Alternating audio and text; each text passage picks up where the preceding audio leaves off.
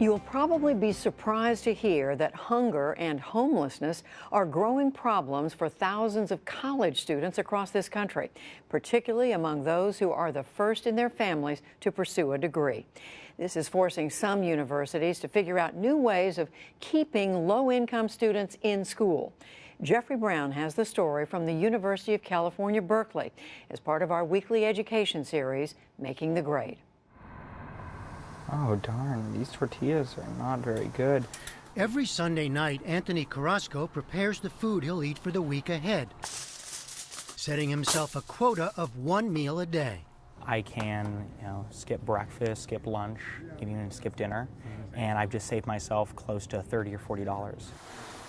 I, like many folks, come to college to get out of poverty. Really thought that was the end of the line when we got the admission letter. Fortunately, it wasn't. Anthony is a junior at the University of California, Berkeley, one of the nation's leading public universities. And he's the first in his family to attend college. It was hard to get in, and now hard to stay in. But maybe not for a reason many people have considered. You're expecting long nights in the libraries and tough exams, but what we're really facing is, just sleepless nights worrying about rent, and really distracting lecture halls when you just can't stop thinking about food. Today, almost a third of all students entering 2- and 4-year colleges are first generation. They're more likely to be minorities and come from low-income families. And by the estimate of one advocacy group, more than half of them lack reliable access to food, and that contributes to their lower graduation rates. Many years ago, I myself was a student here at Berkeley. I was fortunate enough to have the means so I could concentrate on my studies, my grades, and yes, the fun side of college life. But more and more these days, many students find they have to worry about more basic needs, including food and shelter. A beautiful campus, world-class academics, and now a new reality. Is there any stock on Friday? We're going to restock on Friday. So everything is going to be here on Friday. A campus food pantry, where twice a month students can stock up on staples. The University of California system has worked hard to bring in first-generation, low-income, and what are called non-traditional students, such as veterans and those with families. But more work is required to help these students survive and graduate. 25 bags today, keeping on pace. Okay. Ruben Canedo is a first-generation graduate from Berkeley. He's now a leading advocate for student food security and oversees the campus food pantry. What we're doing on our campus is making sure that campus becomes basic needs secure. You have the recession, you have the increasing cost of living, and students are caught in the middle of that. Do you see students falling through the cracks? I mean, having to leave school? Absolutely. We definitely have students that said, you know what, at this moment, I can't do this. And they left. Whatever you see in here. And it was not because of their academic challenges, it was because of the living cost of the area. They were saying, I can't afford my rent and I can't afford to eat, therefore I can't stay here. Berkeley, sitting in the midst of the notoriously expensive San Francisco Bay Area, is among the most costly college towns in the country. Financial aid can cover tuition and books, but sometimes it's not enough for rent or food.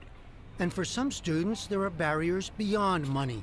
When you get here, you're also coming into a higher level of academia that especially sometimes more non-traditional students are not used to. T.J. Dunavant is another first-generation student and a mother of 5. After serving in the Army Reserve, she decided to earn a degree.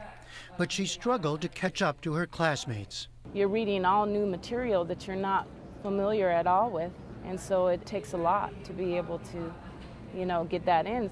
Have you had times where you think you couldn't get by, you might have to drop out of school? Yes, when I don't understand exactly where to go to get the help. There are times like that, but now that I'm in my 3rd year, I know where to go to get the help. How are you? I'm good. Good to see you. Come on in. TJ regularly meets advisors at Berkeley's Educational Opportunities Program, a campus resource for disadvantaged students. What's going on? How's the beginning of the semester been so far? It hasn't been bad. I feel like I'm doing better at keeping up. Yuki Burton is another Berkeley graduate who now works to help those who followed. I have students who are living day by day, again, in that surviving model. and thinking about how do I meet tomorrow's need and not thinking about my long-term wellness. It's actually just earlier this morning, a student who told me they were skipping meals, and they didn't realize that they had been skipping meals until they verbalized it with me in a session. Having talked to so many students and worked with them, what separates those who make it from those who don't? Community and support. I think to some folks that sounds very trivial, right? Like it's not a concrete resource, but it's really having a group of peers, of staff, of faculty who understand my story and who get it, that they don't have to over-explain themselves. The person that's experiencing these things might be sitting next to you in class and you might not even realize. In her art class recently, Taylor Harvey told fellow students about her own plight. Taylor has worked since age 13 and spent parts of her youth in homeless shelters. She's experienced tough times in college as well. I'd stay in a homeless shelter, but it's pretty unsafe for a young woman to stay in a homeless shelter. There are a number of students who sleep in their cars because it's cheaper, or sleep in university buildings, libraries, places that close at night because it's safer that way. Taylor shares an apartment for now until school closes for holiday breaks or her financial aid is spent. And she's now trying to raise awareness on campus of the homeless problem. We admit that we don't know what the solution will be, but we know what our end game is, and that's to eliminate student homelessness and to help first-generation college students stay in college and graduate. This summer, the University of California system approved a new $3.3 million fund to help students access food on and off campus. The difficult situations many students find themselves in have forced Berkeley and other institutions to re-ask some basic questions. If we are a public institution, what does it mean to educate the public? What does it mean to educate Californians? And what does it mean that education is an engine for social change? Fabrizio Mejia is Assistant Vice Chancellor for Student Equity and Success at Berkeley.